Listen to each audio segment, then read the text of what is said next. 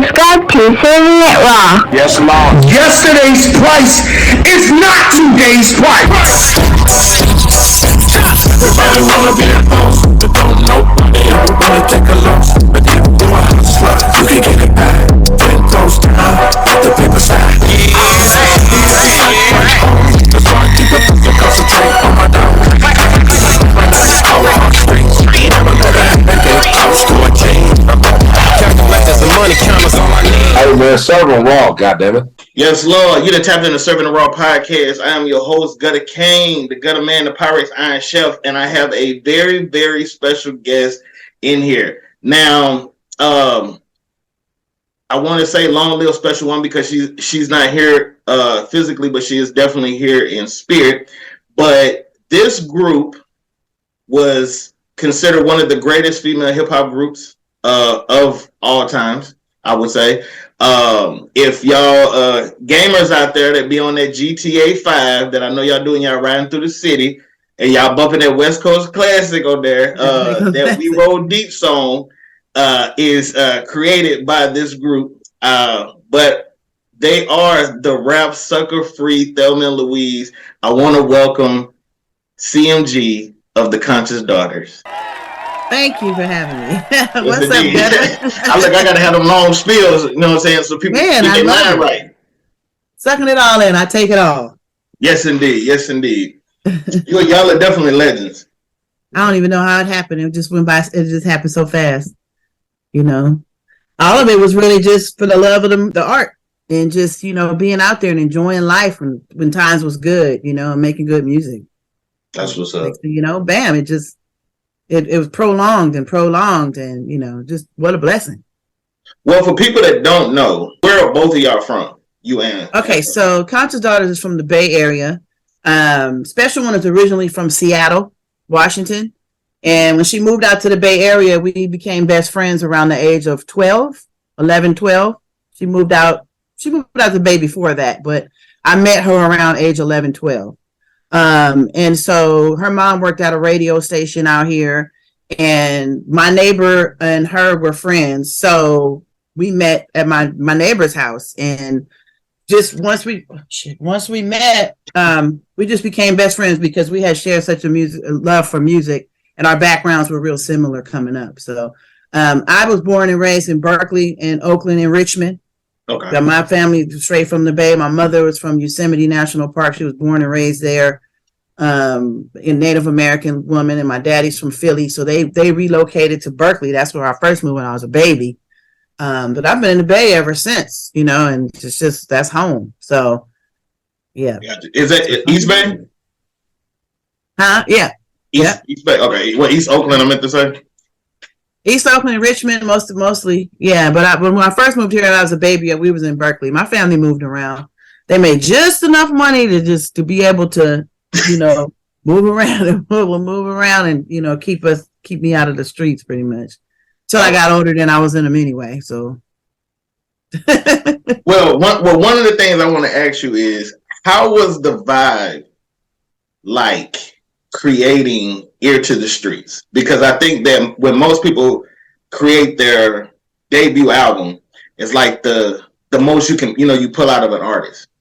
Yeah. So how was it when y'all? So we're talking 1993-ish, and at that time, hip hop was so alive and popping everywhere, but mainly in the Bay. We had so many groups out here that had independent labels, and we was all at the same time on fire. I'm saying from just every group that you can think of: Chris Hicks and the Loonies, 3 Times Crazy, Conscious Daughters, Rapping Forte, High Road was doing the Digital Underground, San Quinn, everybody from the city. We had RBO Posse out there. We had Marvelous and Sebo in Sacramento. We had E40 and the Click here, obviously. We had all these groups in Paris and the Conscious Daughters, and all of us together. Every time the clubs was popping, we would all be in the club. Like, everybody eventually made it. You know what I mean? It was crazy because we all, the Loonies, all of us together, we did so many shows and everything. So the Bay was on fire. So when it was time for us to record, we were so well seasoned because we've been hanging out with the boys for so long. Go to all the events and they're all there. It's all guys. It's literally like me, Karryl, Special One, Marvelous, Mystic, and Sugar T. And Silky, which was around, you know, I didn't see her as much, but, you know, she was also in the mix too at the same time. And some other women too, 357, of course. Yeah, I don't want to leave nobody out. And then we have that was with Hammer. Yeah. Yeah. So, I'll tell you, I'm on it. Marvelous, everybody you name. Yeah. So making that album we couldn't wait. We were just hungry.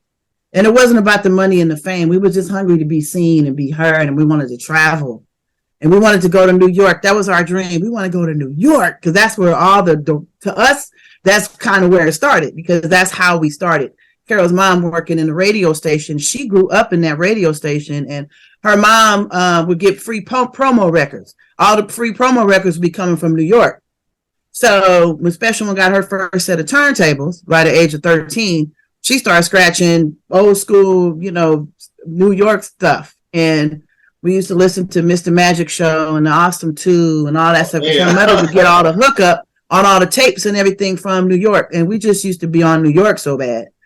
And then, you know, when the West Coast gangster rap started, then that's really when that combination of the New York that we had in us and the Bay that we had in us was what really kind of lit the fire. But making that album, it was the best thing. We spent the night in the studio. We came to the studio with slippers and blankets and 40s and food, and it was like we was going camping.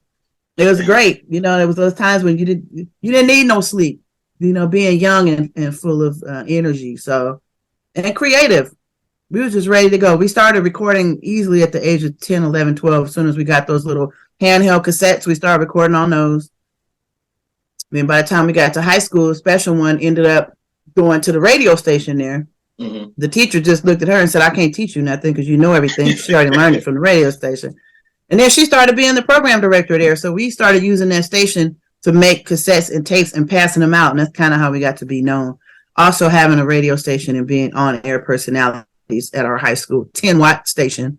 So it went from probably about 5 or from Oakland to San Jose, from, you know, Oakland to Sacramento. So it was a good little 10 watts. And we just became known real early on in high school. Well, and that's kind of how we got that voice. We started talking on the mic so early. Okay. I mean, I feel like I sound like a newscaster right now. Shit, I mean, it's just kind of in our blood, the way that we, you know, carry ourselves and talk and stuff. I can say that now, but I didn't know the whole time. People used to tell us when we do videos, do interviews when we went to MTV, they were like, you guys should be some VJs. We was like, what's a VJ? It was like a video jock, you know, when you do radio and stuff. And we was like, oh man, maybe we'll try that one day. Now, the fact that y'all had so many rappers out of the Bay, y'all first album didn't have, I don't think y'all had, any features? Or maybe y'all had like one No, feature? we had one song. No, the first album, no, we didn't have any features. Yeah. We didn't have any features. And then we just, we had like people that we knew like from around the block. That kind of came from material that we had already had early on in the year. And so Paris had kind of took it and stripped the beats and then put some more beats on it. And then we changed some of the vocals. So we were just kind of focused on doing us. Okay. And we didn't say we don't want no features. We just kind of didn't think about it. We just kind of didn't think about it because everybody's our friends. Like we have been, you know, like Money B is like a brother to me. You know what I mean? Like if people, like we've been around each other so much. Everybody trying to get out, you know, and go do other stuff. And I think Money B from Digital Underground. We just didn't think about it, huh? Money B from Digital Underground. Yeah. Yeah. Okay. Yeah. And Shock G, and you know, we all came up together. So, you know, I wish we would have done more songs because what happened is once we blew up, Priority just sent us on the road. We were gone. Like we went on a tour. He hooked us up with William Morris Agency, you know, one of the top touring agencies. Next thing I know, we're touring with Outkast and Tribe Called Quest and Ice Cube and, you know, it just Nas, and we were just out. It was for years. Like, so that was kind of a blessing and a curse because we weren't really here a lot to, you know, do a lot of collabos with our counterparts, which, you know, I ain't gonna bring up Nas. I ain't gonna bring up Nas. I don't want you to faint or nothing. Right. That part. I saw your other interview when he brought up Nas, and I was like, okay, I ain't gonna bring that up. Woo. Anyway, next question. I don't know. So how was it working with Mia X then when y'all did the Ghetto Sarah Lee? Because that's actually my favorite song from Mia X. Well, it's interesting how that song came about because she wasn't in the studio when we recorded it. We actually, Master P came to Richmond, California, and he moved out here for a little while because he saw the hustle that was going on with some opportunities for independent record labels. And, you know, there was this white man, this beautiful white man named Walter Zelnick, I think was his last name. And he had this distribution company. He started putting all the rappers' labels out, putting all their music out, and you know, letting us be available in record stores and stuff like that. And so I think Master P came out here, you know, smartest thing. He really came out here and blew up. And so he caught up with Conscious Daughters and he said, hey, I want y'all to do a song with Mia X. After he blew up out here and we met him, he came back and then he brought us in the studio. It's Too Short Studio. I think it was Too Short Studio, downtown Oakland. And brought us in there and just cut us fat ass check and was like, hey, I get on this song for Mia X real quick. Came back, showed us love. He said, take that chick right there, that Sandwall Bank right there. I fuck with Chinese. I fuck with the Japanese right there. I don't do no Bank of America. It's open right now on Saturday. I'm with him on that one. I love him so much. I mean, that man is a genius. Yeah. Just a genius. Yeah, so that's how that happened. So she wasn't in the studio. We were able to talk and we just, you know, loved each other from a distance. And, but it was a great collab. You know, we just went in and put it down. I would have never been able to know that y'all were not in the studio together had you just not told me now. It right? Y'all chemistry together was phenomenal. Yeah. Yeah. I love it. So which one of your albums, well, let me rephrase that. Which is your favorite album and song recorded by the Conscious Daughters? My favorite song is definitely one of the faster spitting tracks because them songs came such a long way. So I would say TCD for Life is probably my favorite song just because I love to rap fast. That's my thing. And of course, Princess of Poetry, which is our first really song where we was just kind of showcasing the skills that we had because we were just so focused. Yeah. And so Princess of Poetry first, TCD for Life second. My favorite album is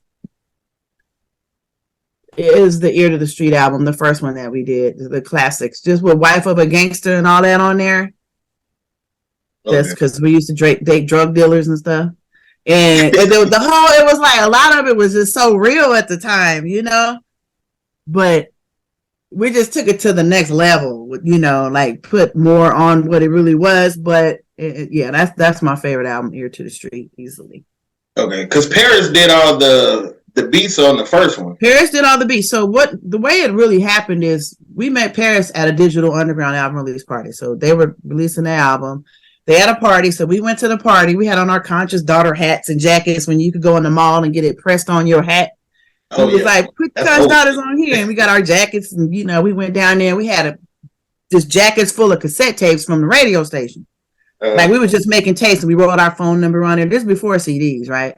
So we wrote our phone number on there, Conscious Daughters, and then we had all kind of shit written all over, graffiti and stuff all over the tape. And so when Paris seen us, I had heard of him, but I didn't realize how. So he saw Conscious Daughters. So Black consciousness to him is serious. Like he was like, "Ooh, Conscious Daughters, what's that about?" So he definitely had to come and see, you know, check in because if you're familiar with Paris, also known as the Black Panther of hip hop, affiliated with Public Enemy and very, you know, conscious, lightweight militant. You know what I'm saying about Black people and how Black people are treated, how they, you know, disrespect and not all this stuff. So I had heard his song "The Devil Made Me Do It," but I wasn't really that familiar with Paris. Like I knew he existed, but I didn't. He don't come out a lot. Like all of us are coming up together, but Paris, he don't hang out at the party and, you know, he don't do none of that. He's always focused on doing other shit like learning and going to school. You know what I'm saying? We out here, you know, partying all night. He's just not that kind of person.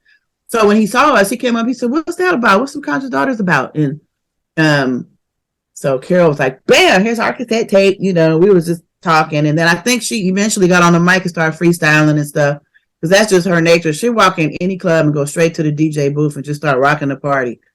Damn. You know, and so my whole thing is, I think he listened to the tape, you know, and he was like, yeah, you know, I love the content. The beats are whack, you know, but I love the content, right? So we had a framework when we after we ended up signing with him. He made us an offer. At the time, he was signed to Tommy Boy Records, but he was leaving to go do his own thing. Yeah, so we decided we were going to roll with him, right? And that's when we took that framework and rebuilt it. So we already had the ideas there. He stripped all the beats. He did new beats. He actually wrote a couple of songs on there. He flipped around some of the lyrics, took out some of the 40 references and stuff like that, because there was I now see his vision. We was like a vehicle to spread a good word about Black women, but still be us at the same time. Yeah. So he said every album I want to write a song that has a message to it. Because if I'm gonna put my money in this, I want to make sure that there's a message to it. The first song, he wrote a song about teenage pregnancy called Shitty Situation. Yeah. And because I would have never came up with nothing like that. I didn't have no baby, you know what I mean? Like he wrote that. So he wrote that. Yeah, he wrote Shitty Situation. Okay. Second album, he wrote a song about AIDS called All Caught Up. The song about AIDS. Yeah. We knew nothing about that. He planted that one in there. And then the third album on the Nutcracker Suite, he wrote a song called Dirty Little Secret. And that was about domestic violence. And so it was just a match made in heaven, the way that he sprinkled himself throughout our album and really fine-tuned what we had already done. And it was just amazing. Like all that talking shit, we do that all day long. But the parts where you hear something that is a fact, or, you know, in the AIDS song, it says AIDS, you know, the numbers and the factuals around all that stuff, that's all pairs. Okay. Well, and speaking of substance, I'm glad you touched on that, because that kind of goes into my next question, is what advice do you have for new female rap artists? Because I don't know if you paid attention or you know, but I know a lot of older female rap artists look at the newer rap artists, the new female rap artists, and kind of feel like they're kind of doing like a prostitution, you know, era, you know, type of rap. And you know, it's a little bit on the, I mean, you like, you know, you had artists like Kaya, you know, and Lil Kim. Yeah, we had them, right? Yeah, so you had artists back then that had vulgar, you know, type of rap. It's not like what the newer ones are doing is just like, oh my God. I think it's just more about the content and the disrespect of, I won't say disrespect. See, there's a fine line. I'm not one of those bitter. It's like a lot of MCs that are my age, they're bitter. You know, we didn't make that much money. We didn't It's not about that. Mm-hmm. But for me, first of all, I'm excited as hell that there's women are like 10 of them on the top charts right now doing what they're doing.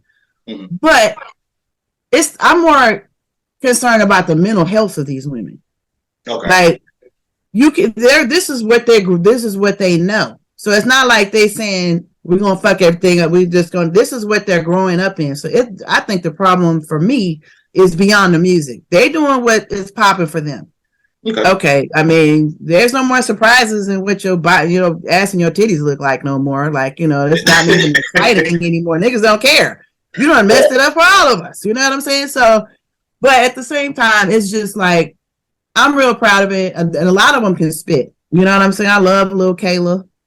I don't know if you heard of her, but Lil Kayla is from the Bay. This girl she's like a little female Too Short, but that little girl, she talks shit. I like them. I like them with the attitudes. It's just talk about something other than bags and all it. Stop looking alike. All y'all look alike.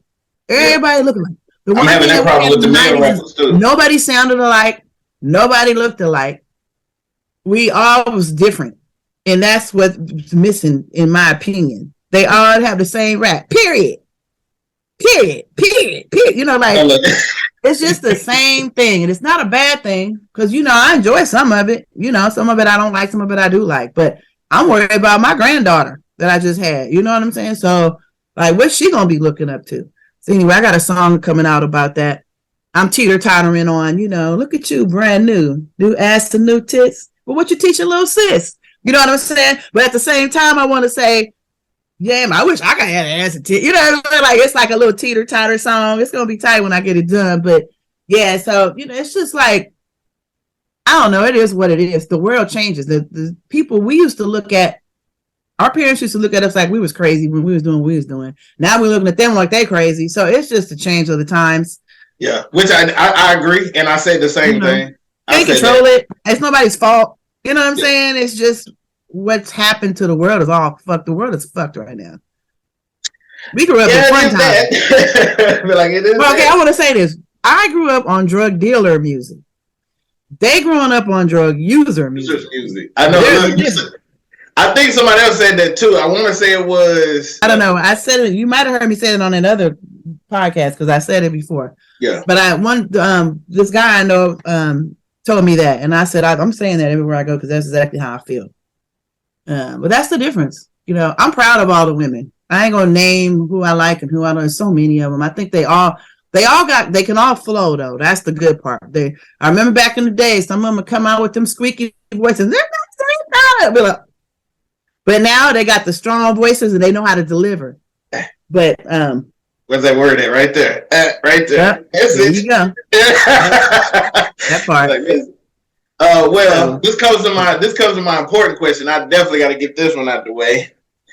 What is CMG's top 5 favorite rappers, dead or alive? I gotta say favorite because Mitchie Slick got on my ass last time because I said top 5 rappers, and he was like, "Man, you gotta reword that or something." So my answer to that is, there's eras.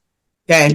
I'm of a certain age, so I got top 5s from the 90s, and then I got a top 5s from the 80s, 90s, and the 90s, 2000s. I can't mix them together. That's fine. My top 5 is going to come from old school.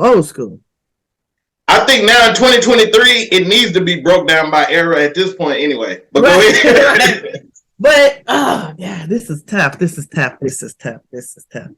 on now. Okay. Yep, get comfortable.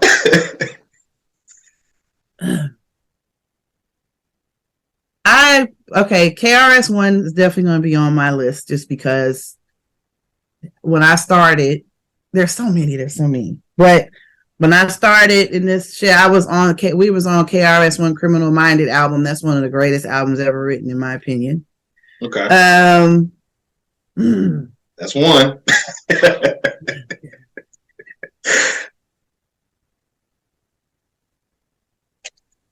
Do I go with the groups or do I go with, let me just go. So KRS-One, definitely Nas. Okay. It's mostly men. I would like to put a woman on the top 5, but there's so many before. Okay. I'm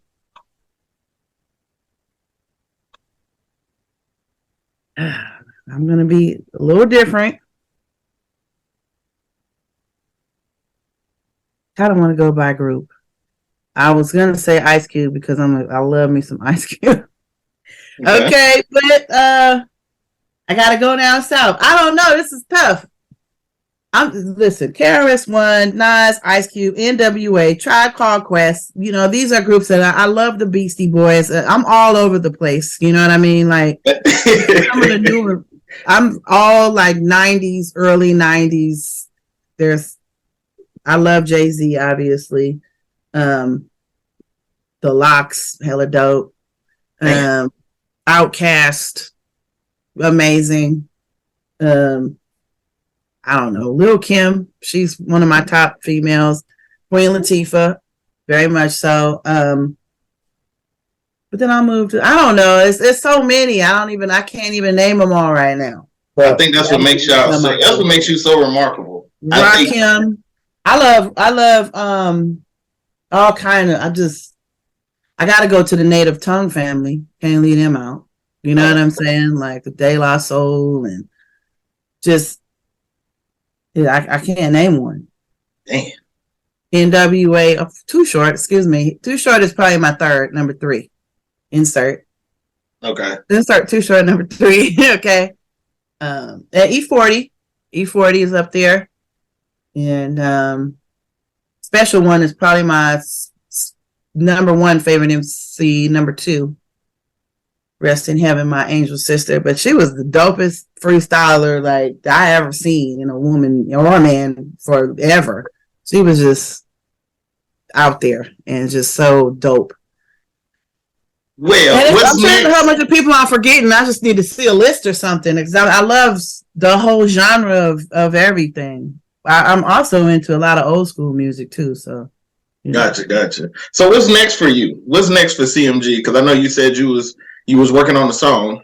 I'm actually about to go on tour in the spring. I'm trying to get my show together so I can go on tour in the spring with my DJ, and I got a wonderful hype girl coming out with me, YB Baby, and we're just about to hit and just open up some shows for some of these lowrider shows they got coming up and hype the party up with the female thing, drop a few Conscious Daughter songs, do some tricks with the DJ. I got a dope DJ, like a real DJ. Like she stepped, like a real trick, the DJ, a stunt DJ, basically. What's her name? Her name is DJ DeAndroid. And she's a protege of Qbert. If you ever heard of Qbert, she's a student that comes from under him. And so I'm just trying to, and I'm dropping some new music. I already got about 3 of the songs done. I'm just going to do like a 4 or 5 EP, and I'm filming some videos in December. And I'm just trying to, get all this shit together just because it's time now. Thank God. Thank you, Lord. We just got a proclamation from the mayor of Oakland. And, beautiful billboard in downtown Oakland. This whole 50th year hip hop anniversary thing is really shining a light on a lot of us that had came out, in the past. And a lot of us from these cities are finally recognizing the talent of hip hop that's coming out of the cities. And thank you to Oakland for, making Conscious Daughters and, giving us a proclamation. And Shock G's got a day, Shock G Day from Digital Underground, and Tupac just got a street, and then E40 just got a street in Vallejo. And so it's a lot of good things happening for, the old school rappers that, and so we're all just like, let's just do some music and tour because, there's money in that. So now, I'm trying to get on these shows and go out with Digital Underground and the Loonies and, all of my counter people that's out here getting money and just go live life. Because it's a huge following for it now. Oh yeah, most definitely. And I think the folk party, yeah. So I'm just ready to get back out there now. I feel comfortable. It took me a long time to feel comfortable, and I'm at that point. So, from Gutter Kane, CIRV'N IT RAW. One thing I want to do is I want to give you and Special One y'all flowers. The Conscious Daughters, y'all were phenomenal. Y'all helped shape a lot of people in this world, and thank you. I appreciate your contributions to hip hop, and I'm just I'm actually, like I said, I'm glad and I'm happy that I've actually, like, I have a chance to actually be able to talk to somebody that I go and as a kid. Like, I'm talking about, like I said, it's born in 83, so what, 93? No, you weren't okay. You was 20. Hey, you aging me now. I was only 16 when the song came out. Now I'm lying. Hold on. How old were you when I was 16. Like Eazy-E said, had everybody thinking I was only 15. You just, you're a phenomenal person, man. You have a great personality. I loved it from the day that I was able to reach out to you. I can't say thank you enough to allow me to interview you. And I want to make sure that I stay. I have your number. I'm gonna stay in touch with you. This is not the only interview that I plan on. I try to make sure I reach out and go back and talk to everybody, and just if you have anything that you're doing and you're like, hey, I got this up and coming artist. Hey, Gutter Kane, can you interview her? Or can you stuff like that? I have no problem with doing that. Like I said, all good. Appreciate it. Much love. Thank you very much. And when I come to Seattle, you see me on the ticket. You gotta come through. Oh, most definitely. I'm there. To the show. I am there. Yeah. Awesome. But is there any you want to tell how people can reach you on social media? Sure. I'm Conscious Daughters on every platform. It's just got to be spelled right. People can't find it because they can't spell conscious. I don't know why we got that long ass name. But it's CONSCIOUS daughters. But it usually pops up. So TikTok, Instagram, Facebook, everywhere you look, Conscious Daughters, you can just type that in Google and I think all of them will come up. So thank God we have that much business. Like and then the new music. I did a solo album called the Jane of All Trades by CMG, but it doesn't come up, when you search Conscious Daughters. I'm working on getting those keywords together with the Apple people and stuff. But so, check that out if you get some time. And hit me up. I'm around. Well, you have a good day. Okay, you too. Take care. It's nice meeting you. Thank you again. All right. Talk to you soon. Bye. Bye. Just make sure the coke fire. Told the jeweler cut some links and bring the gold higher. He wanna shoot it, he hot-headed, he ghost rider. Send him through your shit like Robin Givens with the old iron. Swinging, fork in the glass pot clanking. Holding the boat, they ship sinking. I make one brick, two without blinking. They was slick.